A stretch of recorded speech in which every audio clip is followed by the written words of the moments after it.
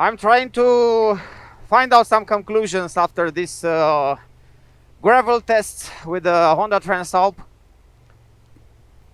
Off-road, gravel, as you want to mention it. Yeah, for me as a beginner rider, it was a little bit challenging to find out the best tracks, the best path, and to adapt to these new situations, and to try to develop new skills for the off-road riding. It's not as easy as it seems, to be honest, and you really need to practice and practice. This is the answer, actually. But the bike handled quite well. I mean, it's very comfortable. It takes these bumps, these potholes quite easy.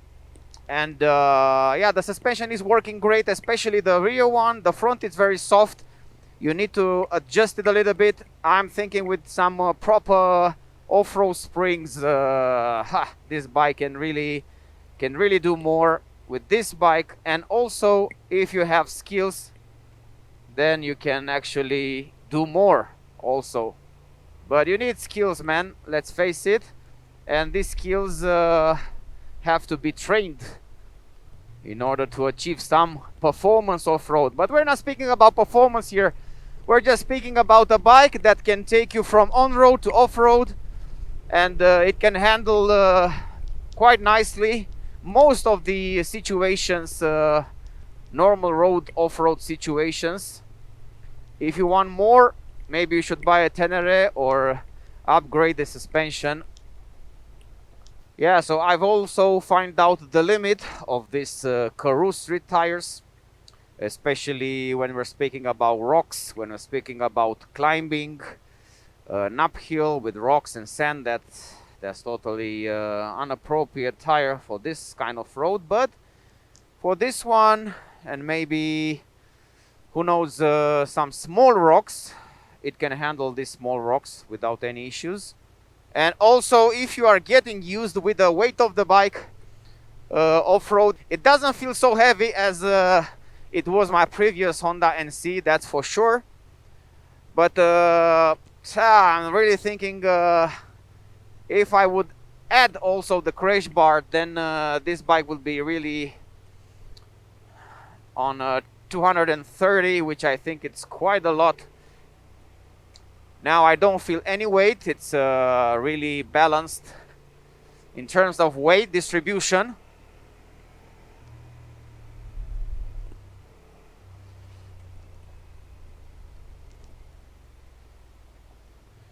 Yeah, no problem. At least at this speed, so 35, 50 kilometers per hour, even 60 if you want on this kind of off-road gravel. This should not be a problem.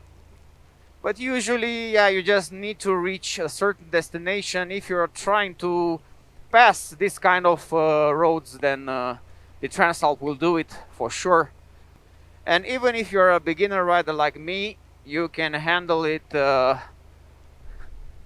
in a decent way.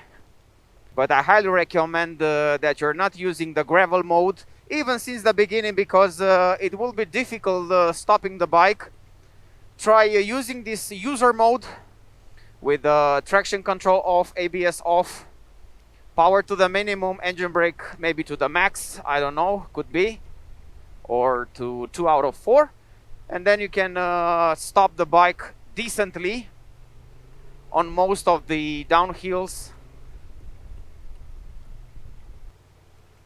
Third gear, yeah, I think also third gear works if you are let's say able to manage it. At least keep a constant 40 kilometers per hour speed up.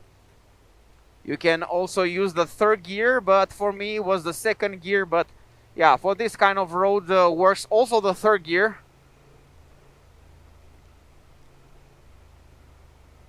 But man, what a difference when I compare it with the XL750X. This is quite a big difference, because people are talking about comparison. Yeah, it's you cannot compare it actually. The speed with you are able to manage this light off-road, it would have been very difficult with the NC, and especially because of the ground clearance, because of the suspension, the tires, the everything, because of the bike. Actually, there is no comparison with my previous bike, off-road, gravel. So yeah, this is the limestone quarry. This is the limestone quarry from Lespez. One of the few spots where you can actually observe this this quarry with a funicular, which is transporting the limestone up to the small train and put it to the cement factory in Fien. And yeah, this is a nice spot to see it actually. Oh, what is this, man? This is a dog? Whoa, whoa, man. I thought it was a bear. What a huge dog, man. Yeah.